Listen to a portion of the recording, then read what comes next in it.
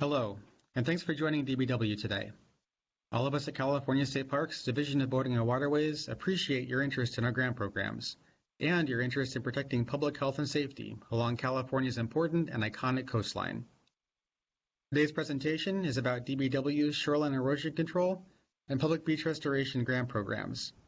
These programs can provide local assistance grant funding to public agencies that have identified a coastal erosion issue and want to plan or implement a solution that will benefit the public.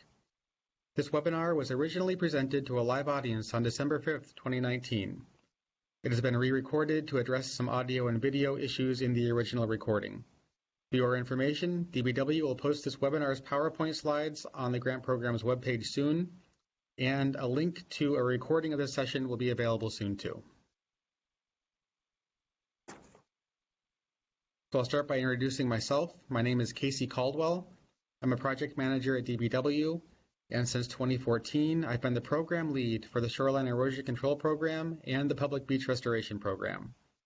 My email address and my phone number are shown here, and I encourage you to contact me with questions about DBW's programs and your projects. I also encourage you to contact me before starting the grant application process. It's mutually beneficial for DBW and potential applicants to discuss the projects you have in mind as early as possible, so we can determine whether your project is eligible for grant funding, and if so, which program might be the best fit. So here's our roadmap for today's webinar, and there are a few specific things we want to accomplish.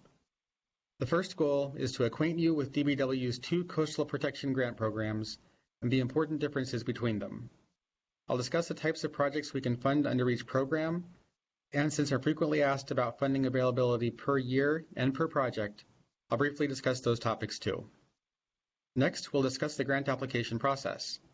I'll go over some specific requirements in the application, and while I'll be speaking about those items at a high level, you might want to have a hard copy or PDF of the application text in front of you to refer to. After I've gone over the application and discussed a few aspects of how successful applicants manage their DBW grants, I'll answer your questions about the process, the programs, or whatever else might be on your mind today.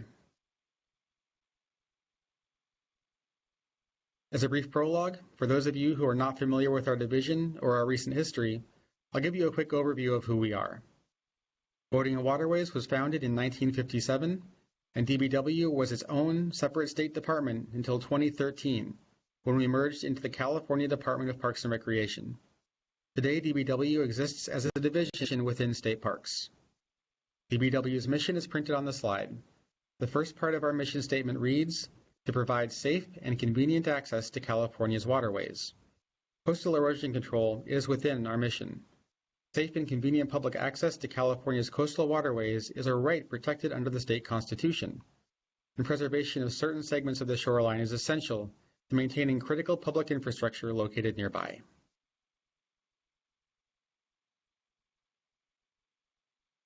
DBW's coastal protection programs conform to numerous state laws and policies.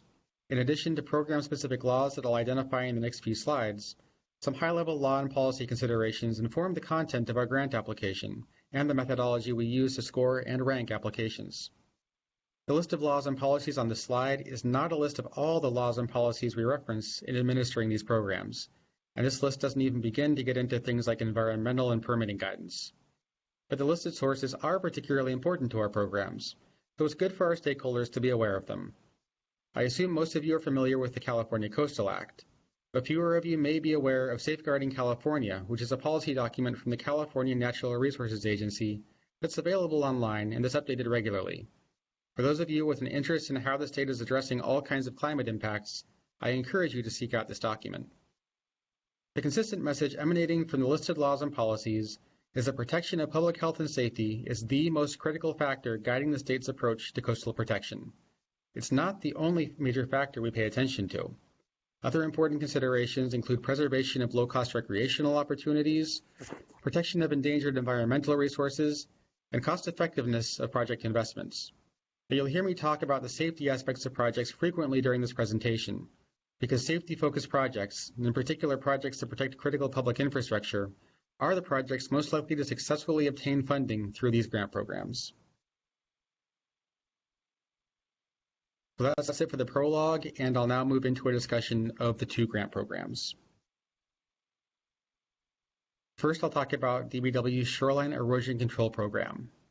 This program is established in the Harbors and Navigation Code, and state law defines this program's allowable activities pretty broadly. Under it, DBW can provide grant funding for pretty much all methods of shoreline erosion control. This includes soft solutions like beach replenishment and dune restoration, and hard solutions like seawalls and breakwaters and groins and oyster reefs, and other innovative erosion control solutions. DBW can fund construction activities under this program, and we can also fund pre-construction activities like feasibility studies and project engineering and design. However, DBW cannot fund long-term post-construction maintenance and monitoring, and we can't fund routine shoreline surveys that aren't being conducted in conjunction with the project. There are some limitations on this funding. Grant funding through this program requires a commitment of matching funding by the local sponsor. Per statute and DBW policy, for this grant program, state funding sources can provide up to 1/2 of the non-federal cost share. If there is no federal funding of the project, the state can provide grant funds up to 50% of a project's overall budget. And I'll discuss match in more detail during my discussion of the grant application itself. There is no dedicated state revenue or funding source for this program. In recent years, all projects have been funded from the Harbors and Watercraft Revolving Fund, which is the primary revenue source for most of DBW's numerous programs. The amount of funds available from this source can vary from year to year, and there's no preset minimum or maximum amount of grant funding available through this program. There's also no preset minimum or maximum amount of grant funds available per project. In recent years, per project grant sizes have ranged from $50,000 for studies to $3 million for construction. We funded a lot of recent projects under this program, in part because we don't receive many applications for it. As many of you know, nowadays hardened structures along the shoreline are often discouraged for reasons that are beyond the scope of this webinar. And for beach restoration, applicants tend to prefer the Public Beach Restoration Program, which we'll discuss shortly. That said, shoreline erosion control projects have been funded recently. One such project is a seawall with a shoreline access stairwell incorporated into it at Memory Park in the city of Pismo Beach. This project is nearly complete, and the stairway has been open for public use for some time now. Another recently funded project is a coastal erosion protection structure in the county of Santa Cruz. This project was completed last year. And it's worth noting here that both of these projects were constructed with an intent to improve safe public access to the shoreline, and both were constructed to mimic nearby natural features as much as possible. To the extent hardened structures are allowed by control agencies, we've observed that it is typically expected will not only serve an essential public function, but they'll also have an appearance that blends as well as possible with natural surroundings. The second program I'll be discussing today is the Public Beach Restoration Program. Also established in statute, this program has a narrower focus than the Shoreline Erosion Control Program. Specifically, this program can only be used for the engineered placement of sand on the beach or in the nearshore environment. In addition to construction phase work, DBW can fund project feasibility studies and pre-construction engineering and design under this program.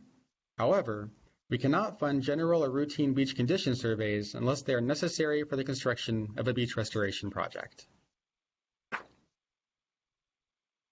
The match requirement for this program is different here. Usually, DBW can fund 85% of the non-federal project share under this program. And again, we'll discuss the match requirement in some more detail later. The Public Beach Restoration Fund is the funding source identified in statute for these projects. However, there is no dedicated revenue source for the fund in state law. In recent years, DBW has used revenue from the Harbors and Watercraft Revolving Fund to fulfill our mandates under this program. But that leads to the same funding situation as with the Shoreline Erosion Control Program, where funding levels each year are variable and no amount of baseline funding can be guaranteed.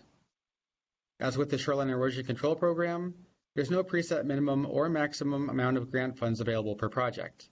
In recent years, project grant sizes have ranged from $40,000 for studies to $6.5 million for construction. Examples of projects funded under this program include several long-term projects led by the U.S. Army Corps of Engineers. Pictured here is one of them, Stage 12 of the Orange County Beach Erosion Control Project, better known as Surfside Sunset. Stage 12 was constructed in 2009, and designs have been prepared for the upcoming next phase, Stage 13. The U.S. Army Corps of Engineers is the lead agency on this project, and DBW partners with the County of Orange and several local stakeholder agencies to fully fund the non-federal cost share of the project. DBW has also funded local projects of widely varying sizes. Over the last couple decades, DBW has assisted with construction, design, and various studies for large and small locally led projects in all coastal regions of the state.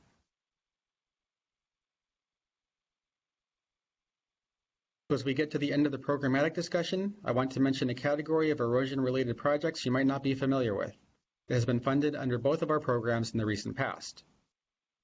For the last 15 years, DBW has provided financial support to federal, state, regional, and local governments to help them develop written regional sediment management plans, or RSM plans.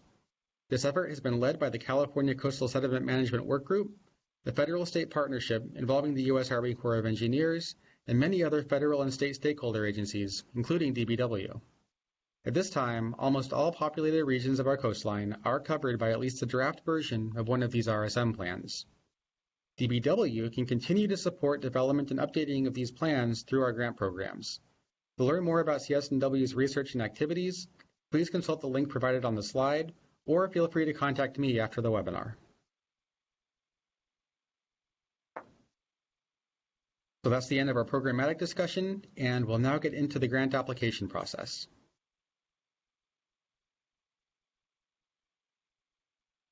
At the very beginning of this discussion, I want to highlight that there are minimum requirements projects must meet to qualify for consideration for DBW grants. These are listed at the end of the scoring criteria document posted on DBW's website. A few of the more commonly asked about topics are shown here on this slide, but we encourage all applicants to review the full list prior to applying for a grant. We'll also discuss them with you when you first contact me about your project ideas. This is an efficient way for us to determine early on whether your projects are likely to be eligible for funding. I'll briefly highlight the examples listed on this slide. First, there must be some public health and safety benefit to a project for us to consider funding it. So, for example, a project that will provide only recreational benefits will not be eligible for funding under either of these programs. Benefits to the public must be the lone reason DBW is being approached for funding. It is permissible for privately owned property to incidentally benefit from these projects, but that benefit must truly be incidental rather than directly intended. The application must discuss the alternatives to the project that the applicant has considered, and I'll discuss that topic in more detail later. And the last item on this slide, the application requires applicants to report 20-year benefits to the public and 20-year costs that will result from the project. We'll talk about this in more detail later as well. Now, I've divided this section of the webinar into two main sections, one focusing on questions calling for more of a narrative or free-form response, and another where numeric information needs to be entered into an Excel spreadsheet. The topics listed in the next few slides are the areas where I tend to get the most questions from year to year, which is why I'm highlighting them today. For purposes of this presentation, I'll usually refer to the two grant programs' separate applications collectively as one application. The two applications collect almost entirely the same information with only a couple notable exceptions. The requirements for matching funds are different, and there are slightly different discussions of hard structures that might be built in conjunction with the project. DBW's grant application is basically designed to collect all the typical data that would go into a standard pre-project feasibility report. We also gather some data on the applicant's previous experiences with DBW and with the project site. DBW's goal in using this application is to collect a standard set of information that we can use to assess how well projects align with DBW statutory mandates.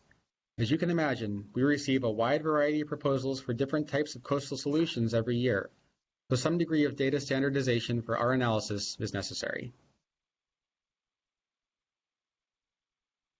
Now let's get into the individual application items. About the scope of the project, early on in the application, we ask about the anticipated overall scope of the project from its beginning to its end. Even if every detail of the solution to be constructed isn't known yet, even if different alternatives are still being considered, the applicant should still have some idea of what they expect the project to ultimately accomplish, and an estimate of how long it will take them to implement whatever it is they wish to install.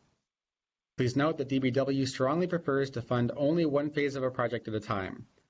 For example, if you're seeking funding for design and construction at the same time, You'll find the DBW will ask a lot of questions about how certain your agency is about the construction cost estimate for the project. As I'll discuss more later, our experience is that applicants often underestimate construction costs early in a project's development.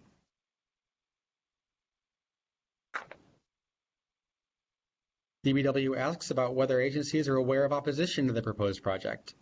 Usually, as with most public works projects, there is some kind of opposition when altering the coastline as suggested, whether that's from local residents or environmental groups or from other stakeholders. The universally beloved coastal project is certainly possible, but it's rare to find. So if an applicant claims that's the case, we may ask about the extent to which the project has been publicly discussed to date. Even objections the applicant considers minor should still be reported here.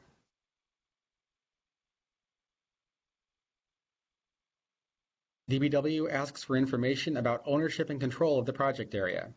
This is important to us for several main reasons. First and foremost, we need to make sure the applicant has authority to construct a solution where they wish to do so. Secondly, we need to make sure the applicant has the authority to make commitments to maintain the project area after construction is completed. If the grantee intends to transfer the property after the project is finished, maintenance commitments may not continue, which could reduce or eliminate the long-term value of the public investment in the project. In addition, special maintenance and project financing rules can apply to property that is owned by the state, so we need to be aware of such circumstances early in the application process.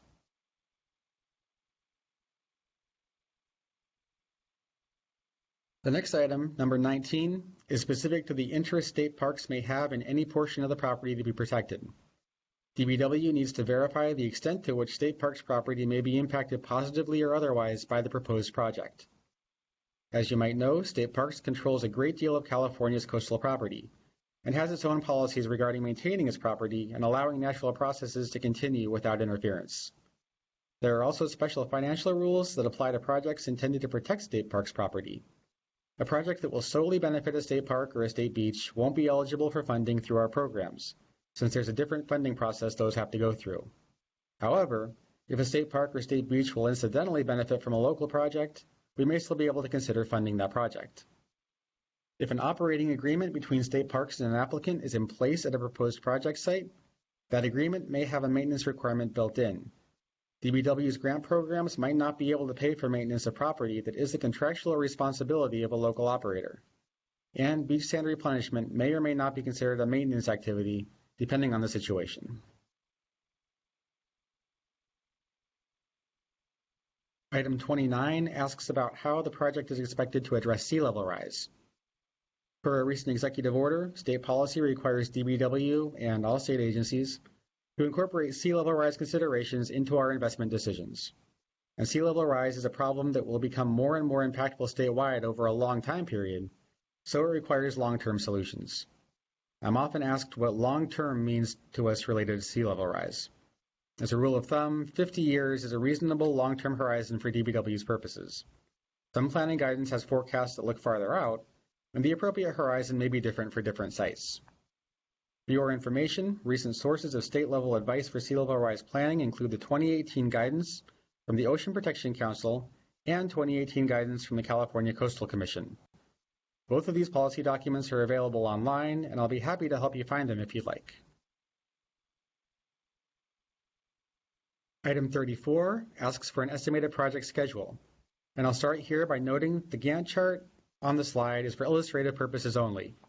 Just to be clear, the grant application doesn't require you to submit your schedule in any particular format, so long as it's informative. Estimated months and years that key project milestones will be reached are the important information here.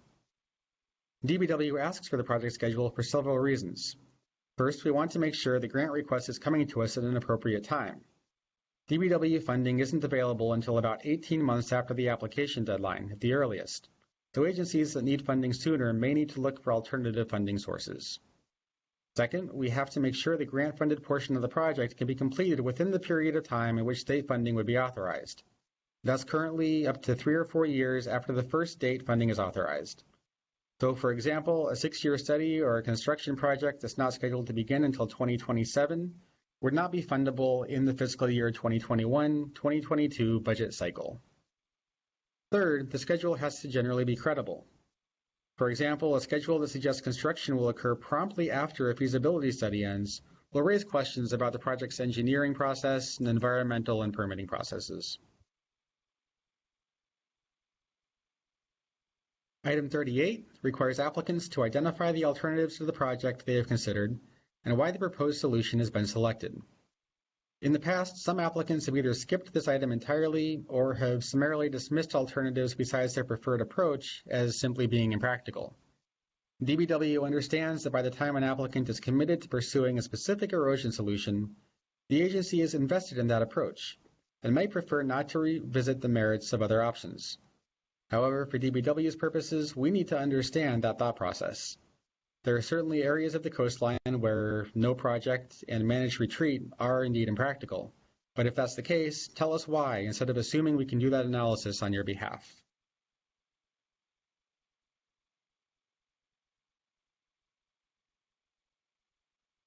So now I'm going to switch gears and I'm going to talk about the more numbers-focused piece of the application, the Excel workbook. DBW has developed the workbook in an effort to collect similar quantitative information from agencies that are proposing very different projects. The format of the spreadsheet also clarifies DBW's expectations about what data we need to obtain during the application process about project benefits and project costs. On the next few slides, I'll speak briefly to what we're looking for on each tab of the workbook.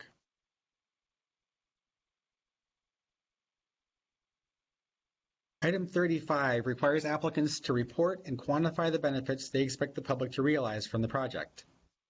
Of course, DBW understands that some benefits that result from a coastal protection project might seem difficult to quantify. A dollar value for many types of benefits can only be roughly and imperfectly estimated, and that's okay. The dollar value of future costs avoided is one important type of benefit that these projects can provide. In fact, very often costs avoided represent the primary benefit, and in all cases, they should not be overlooked. Examples of costs avoided include avoiding infrastructure repair costs, or avoiding environmental remediation costs, or avoiding costs anticipated from life safety incidents, or what have you.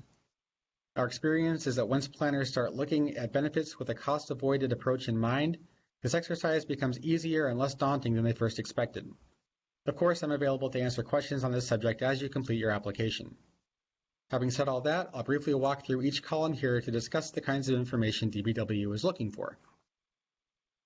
In the first column, we ask the applicant to briefly identify the benefit to be obtained. Since these benefits are also discussed earlier in the application, a lengthy descriptive narrative in this column is not necessary. In the second column, we ask you to estimate an annual value for each benefit, again, estimated to the best of the applicant's ability. The third column seeks the number of years after construction during which that benefit will be provided. This ties to the concept of annual value of benefits in the previous column. So in the example shown on the slide, on the example row, if the sheriff's substation in this example is expected to flood once during a 10-year period before it is replaced, at a one-time cost of $100,000 for remediation of the damage, the average cost avoided per year would be $10,000. Please do not include incidental benefits to private property owners in this list. DBW is not an insurer of private property, and we can't make gifts of public funds to protect private property owners directly. Also, keep in mind, this question asks for the expected benefits of the project for up to 20 years following completion, so think beyond the short term. Short and long-term benefits connected to the project are appropriate to report here. One more thing on this slide. If you're wondering whether benefits and costs should be discounted or a net present value analysis or depreciation should be factored in, the answer is almost always no. That's not necessary for DBW's analysis. We do factor short-term cost escalation or inflation into our original cost estimates for the short-term project that's being executed. But other than that, we don't make time-based adjustments to either the benefits or the cost side of our analysis. So those time factors basically even out. Item 36 requires the applicant to report expected project costs. As I mentioned earlier, one frequent challenge in coastal projects is some planners' inclination to underestimate how much it will cost over time to construct and then maintain a project. We ask that applicants be realistic here in assessing the likely cost of their projects, as DBW grants cannot be augmented after they're authorized without a follow-up funding application, which might end up being unsuccessful even if the first application succeeded. The cost sheet may be a little more intuitive to fill out than the benefit sheet was. The columns going from left to right call for the applicant to identify a cost category or activity, the unit of measure for that item, the number of units of that item that will be paid for, and the current price per unit. Unquantifiable costs are not anticipated here, and if your project expects to incur any such costs, please notify me and we'll work through those on a case-by-case basis. And for beach restoration projects where multiple rounds of nourishment over time will be necessary, sometimes there's a tendency for project planners to figure out how to pay for the first phase of the project without considering how future phases will be funded. If the applicant's hope is for DBW to fund current and future phases of a beach restoration project, such as with a 50-year Army Corps project, that's fine, but this plan should be communicated to DBW as part of the application process. Keep in mind, a current state legislature can't make financial or budget commitments on behalf of future state legislatures. Thus, in this scenario, DBW may ask the applicant what might happen in the future if state funding is available for the current phase but is delayed for future phases.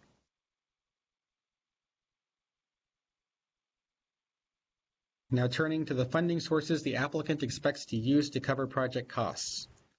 State funding for these programs is limited, so part of DBW's goal when funding these projects is to maximize the bang for our buck that we get by partnering on projects. Federal cost participation could enable state funds to be used especially efficiently. If federal funding is an option for your project, and if federal participation fits well with the local strategy for the project, we encourage you to pursue that option. DBW understands local sponsors may often have few sources of revenue to turn to for coastal projects. Some locations have implemented transient occupancy taxes, and real estate transfer taxes, parking fees, and other revenue-producing programs for the specific purpose of coastal protection. DBW appreciates opportunities to partner with agencies that can keep the state's cost contributions relatively low. Item 37 is about the benefit-cost ratio.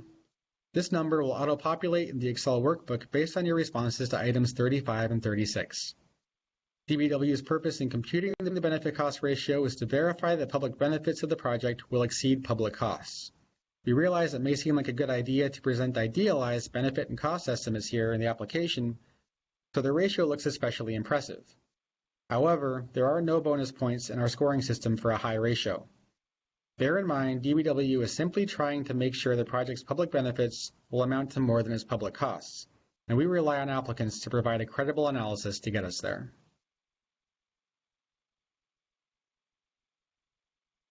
Now turning to match, for both programs, state law and DBW policy require matching funds and/or in-kind services from grantees. DBW must approve the grantee's match plan in advance, and the grantee must provide documentation during the project verifying it's providing its match as promised. The match requirement cannot be waived. So for the Shoreline Erosion Control Program, the state can contribute a maximum of half of the non-federal cost share, and the state means DBW plus all other state sources. The slide shows two example scenarios for a hypothetical $1 million project.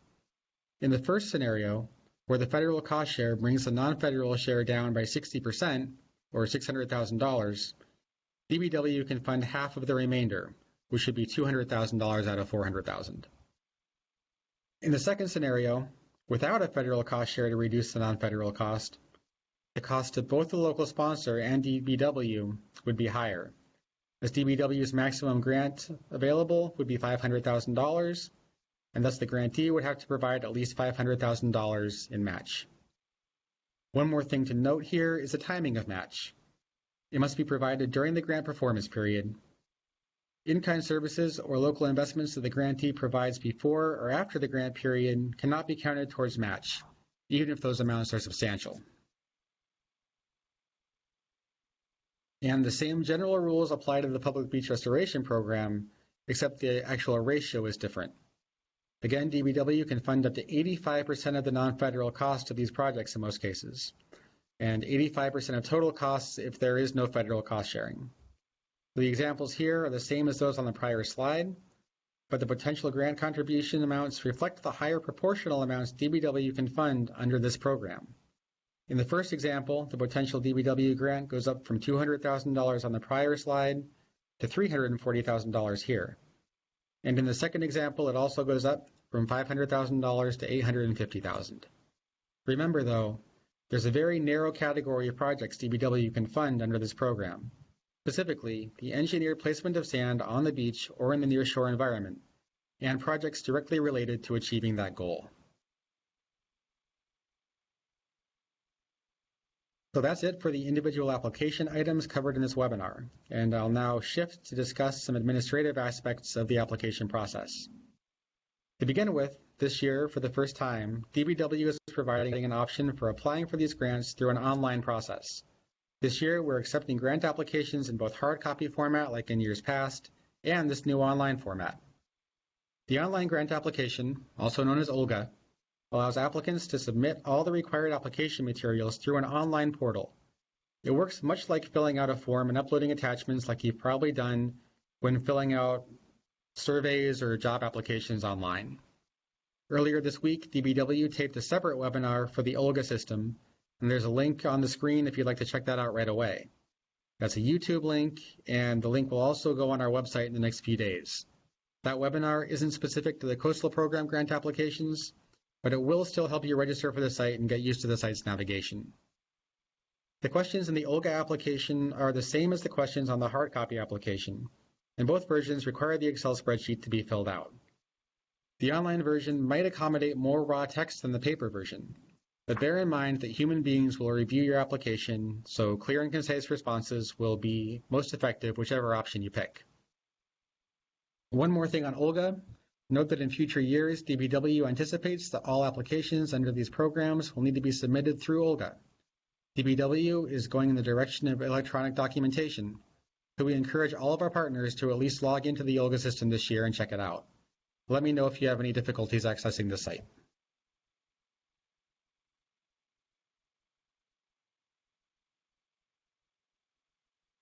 I'll only briefly touch on the scoring and ranking criteria during this presentation.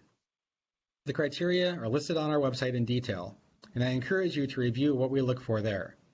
The criteria are based on priorities established in state law and policy, just like all the questions in the grant application itself. The application is designed so that there's more than one place you can describe how a project will protect public health and safety, and how a project will address sea level rise issues, and so on, for several main points of emphasis in our criteria. This application is not designed so you simply get 10 points for question 1, 15 points for question 2, and so on. This is intentional, because we want applicants to tell us a complete story of their projects without being entirely focused on the scoring rubric. Key application cycle dates. In the recent past, applications for these grant programs have been due February 1st each year. This year, the deadline is earlier, Monday, December 16th, or about a week and a half from now. DBW requires all applicants to supply a resolution that confirms the local governing body, like the Board of Supervisors or the City Council, is aware of the application and approves of it being submitted. We realize the resolution often has to get to DBW after the application for timing reasons, and that's fine, but do not forget or neglect this requirement. It is mandatory. The deadline for DBW to receive fully executed resolutions is February 28th, 2020, and we will not extend that deadline for individual applicants. Between January and March, after applications are received, DBW staff will visit proposed project sites to validate information in the application and fill in any gaps in our understanding. We prefer to have applicant agency staff present at these visits, and we'll try to work with your office to find a mutually agreeable day and time. Don't be surprised if we schedule our visit for a bad weather day, since we can use stormy days as opportunities to observe the problem to be solved, provided travel to and from the site is safe for all parties under those conditions.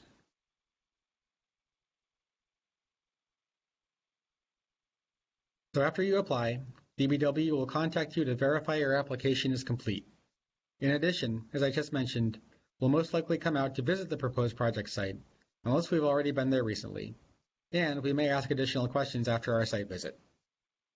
Once DBW staff completes its initial project review, we turn the applications over to a separate team at State Parks to score the applications based on the criteria posted on our website.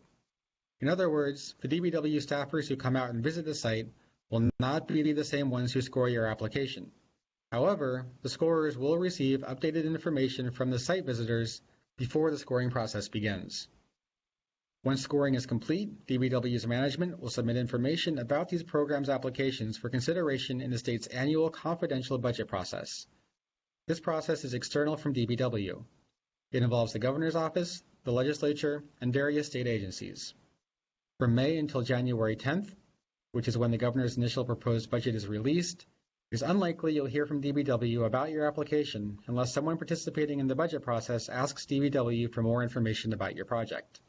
Unless that happens, DBW staff generally doesn't know at any given time about the status of individual applications going through the budget process. I'll now briefly discuss what you would have to look forward to in the future as a successful applicant managing a DBW grant. And then I'll conclude my portion of the presentation and I'll go over the questions we've received from the audience. Once a project is authorized to receive a grant in the state budget, a few more things need to happen before grant funds officially become available. Agencies must not start incurring grant-related expenses before their grant agreement with DBW is fully executed. After budget authorization for a grant is confirmed, the grant agreement will be prepared by DBW. This agreement will contain a scope of work identifying exactly what DBW will fund. I'll talk more about the scope of work in a moment. DBW grant funds are provided on a reimbursement basis. This involves the grantee submitting a formal letter to DBW asking for a specific amount of reimbursement. These letters must be accompanied by documents supporting the request, which are typically contractor invoices and proof of payment to those invoices by the grantee. We also need to receive documentation of match contributions as the grantee makes them. DBW will also periodically verify project progress is being made. Sometimes, mid-project activities require DBW approval. For example, during design preparation, DBW engineers will need to periodically review the draft designs, typically at completion intervals of 30%, 60%, 90%, and 100%.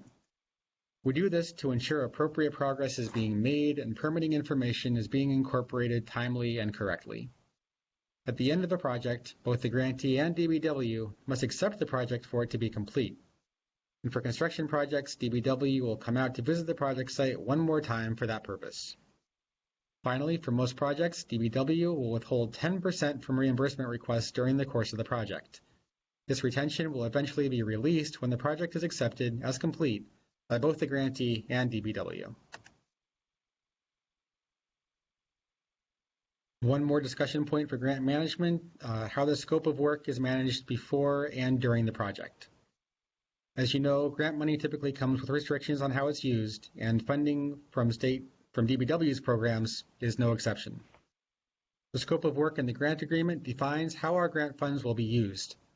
It will identify the tasks to be completed, their respective budgets, and the anticipated schedule for completing each main task. Note that the project budget should almost always include allowances for time-based cost escalation and a construction contingency if it's a construction project. DBW must pre-approve all subcontracts that will be funded using the grant. DBW will not involve ourselves in your local bidding process, but we must review subcontracts before they're signed to make sure they comply with basic state requirements, like forbidding specific types of hiring discrimination. Since DBW grant funds are state funds, they must be spent in accordance with state requirements. Change orders during the project can be accepted, but they must be approved in writing by DBW unless they're below a minor dollar threshold as specified in the grant agreement. Note that even if change orders are justified, the overall DBW grant amount cannot be increased without going through the state budget process all over again. If overruns for individual budget lines come up during the project, DBW will require the grantee to demonstrate how those overages will be covered. Projects must remain fully funded at all times for DBW to be able to continue participating as a grantor. So I'll now look at the questions that were received during the original live airing of this webinar. And I'll wrap up. So the questions that were received during the webinar, the first one read, our project is coming out of a feasibility stage into the design stage, but not yet into construction. Is this category grant fundamental? And the response to that is that we are able to fund projects one phase at a time. And we can do either design or construction at the point that they're currently at. If the person asking the question applied for construction funding now, they should be aware that we would look closely at the construction cost estimate since design hasn't begun and design usually informs the construction budget. Second question, what were the total number and amount of funds approved for the two programs in the last round? Has that been substantially increasing or decreasing from prior years? And the response to that is that in the fiscal year 2019-2020 budget, there was one project approved from the Shoreline Erosion Control Grant Program and one for the Public Beach Restoration Grant Program. Total funding was roughly $1 million, and that total has gradually been going down over the last few years. Maybe 10 years ago, the annual amounts we were getting for this program were higher, like maybe in the $6 to $10 million range per year, kind of going off of a large ballpark. That would be for maybe 1 to 10 projects a year, depending on what the needs were at the time. In recent years, funding has been more difficult, partly because the Harbors and Watercraft Revolving Fund has increasingly limited resources and can only fund so much for this program in addition to the many other programs that it supports. Now, DBW wants to fund good projects, and we want to receive applications that reflect the needs of the state along the coastline. So we encourage folks to apply, and we want the funds that we receive to be commensurate with the need that we see out there. It's hard to forecast what funding availability will be in the near future. In more recent years, to follow up on what it was like 6 to 10 years ago, like the last 5 or so years, we've usually been looking at about $1 to $3 million a year total for the two programs, maybe 1 to 4 or 5 projects a year. And it's been variable. The last year was right around $1 million, and that was certainly on the low end. The next question I received was where one functionally operating beach is divided into county and NPS ownership. Can the county be the applicant for the entire beach after demonstrating a working relationship with NPS? And the answer to that question is yes. There are lots of similar partnerships out there. We know that, and it makes sense for one lead agency to apply for these grants, which would be absolutely could be the county here. Since multiple entities control different segments of the project benefit area, this certainly isn't an unusual circumstance, and it makes sense for efficiency's sake for one grant application to come in for the entire benefit area. Next question was near the beginning of the presentation, you talked about the Public Beach Restoration Program. DBW can fund engineered placement of sand on the beach or in the nearshore environment, but what can't it fund? And the response is that what it can't fund are obviously hard structures and generally projects that don't involve that engineered placement of sand on the beach or in the nearshore environment, which is a pretty specific activity. So things like dune restoration can be situational depending on if there's engineered placement of sand being conducted as part of the dune restoration. There may be circumstances where one program can fund the sand placement and then another program, the other program, Shoreline Erosion Control, would fund other components of the project. And so there might be situations where it's appropriate to seek funding from both. And the last question I received, has DBW decided on the grant requests submitted in early 2019? And the response to that is that those are currently in the confidential budget process. So that's what I was talking about earlier. That's where we are right now. As of December 5th, we're still waiting for the confidential budget process for the most recent round of applications we received back in February. Around January 10th, the governor's proposed budget will come out, and that will be the first hint that we get about what projects might be funded in the year ahead. And with that, we have reached the end of the webinar. If you have any feedback about this webinar, any things that you liked or that you wish we'd done differently, please let me know. I am here to serve the coastal community, and I'm always interested in making sure the information that I'm sharing is clear, helpful, and timely. There will be future webinars and workshops for this program, and I want these to get better and better every time. So with that, I'll conclude my presentation, and I'll thank you again for joining us today. Take care.